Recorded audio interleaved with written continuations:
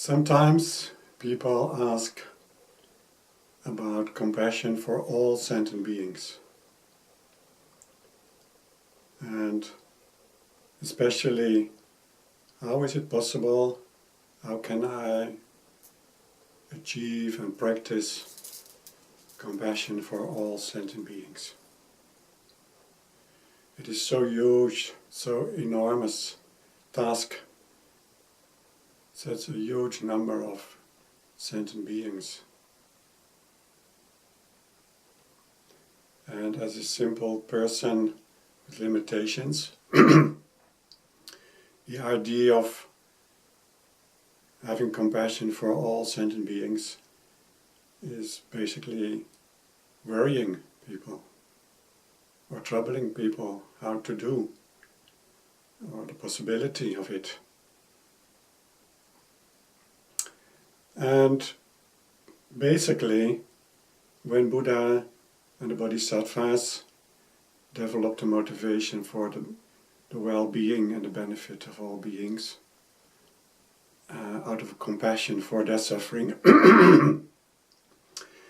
they did not mean that to talk about the result, that it should happen and that in a certain span of time all beings are free of suffering as a result, as an accomplishment. That is not what the Buddha and the bodhisattvas intend. That is not primarily their motivation. Primarily their motivation is to develop an inner attitude of a single being, an inner motivation, inner sensible heart for all sentient beings. So this is first just the motivation, just the attitude. That's the start, and that's the most important to develop this good heart, as His Holiness Dalai Lama often says. And in Mahayana Buddhism we call this the entering bodhicitta. The wish, just the wish, the motivation, the attitude, may all beings free from suffering, the compassion, and the causes of suffering. So developing this motivation, this inner attitude, that is what it's all about. Not the result. The result, looking at the result, expecting the result, brings a lot of frustration and depression. So that's not the right path. And limitless sentient beings means that my compassion is not just for myself or those people who are dear and near to me, whom I love and respect or like and know, but limitless sentient beings, all sentient beings, is what Buddha said, are all beings in all directions. Known and unknown, loved and hated, with aversion and neutral. It doesn't matter if I like them or not. If the motivation, the inner attitude, may all beings free from suffering, which is the compassion, then this good heart does not make any difference, any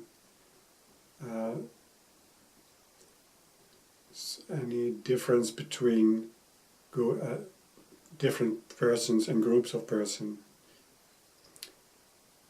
And it is like Avalokiteshvara.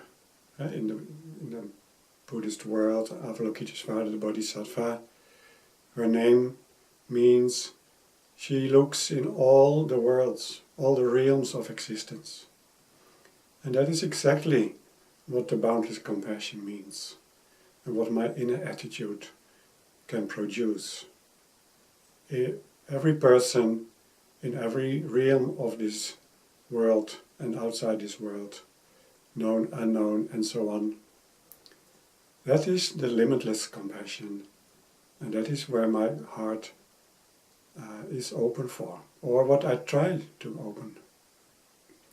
And trying to open the limitless compassion starts with the motivation, as said before, and it starts with a good heart, and that's more than enough for us beginners.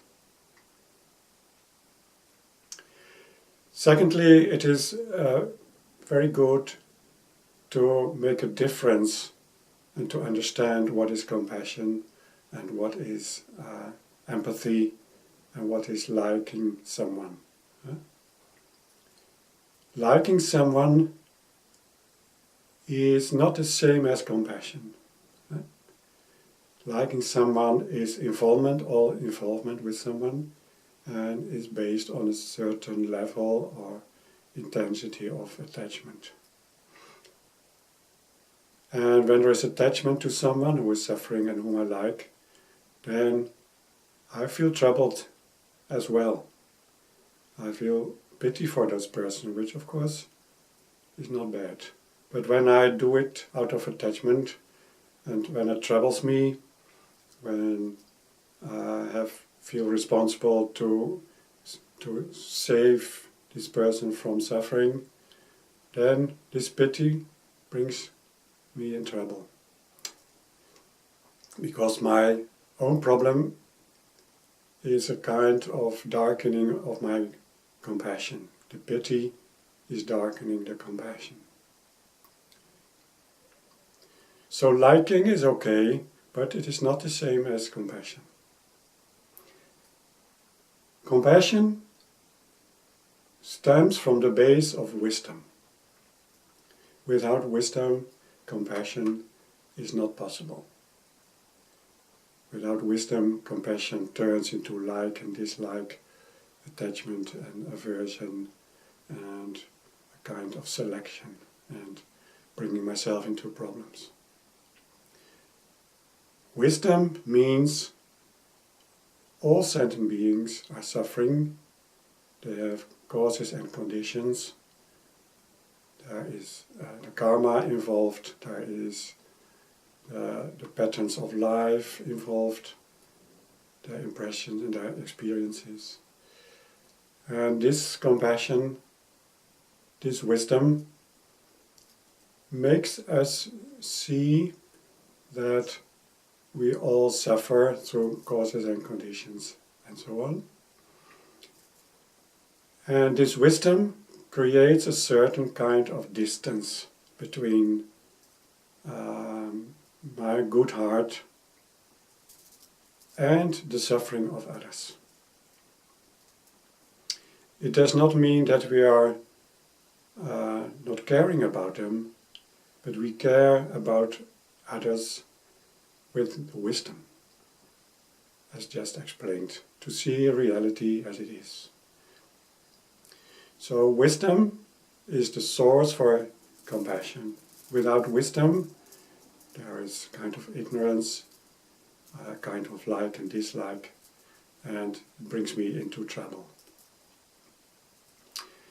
This wisdom is the base, or should be the base, for limitless compassion.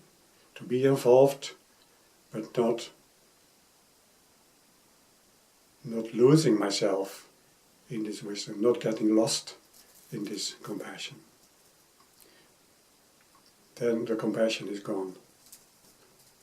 And another base for compassion is an empathetic attitude.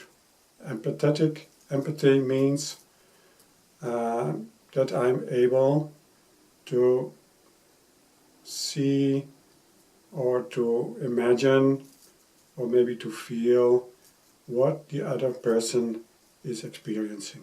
I try my best to understand, which is wisdom, understanding.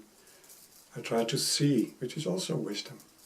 And I try for my good heart to feel a little bit about it. So empathy is a condition for boundless compassion. Without empathy, the distance is too big. Then there's no possibility of getting close to someone. And the wisdom holds us in the right distance.